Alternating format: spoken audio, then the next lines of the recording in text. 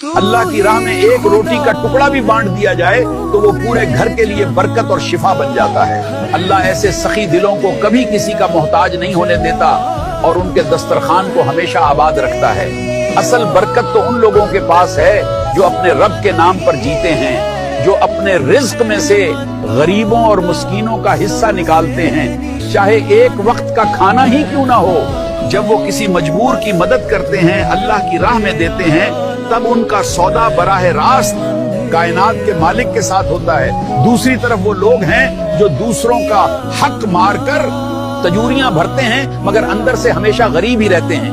याद रखें, छीना हुआ माल सिर्फ अजाब लाता है और अल्लाह के नाम पर बांटा हुआ एक एक रुपया नस्लों को पाल देता है और घरों में बरकतों के दरवाजे। मैं खाक हूँ बस तू रब्बे आलम, मैं हूँ अंधेरा तू रोशनी है।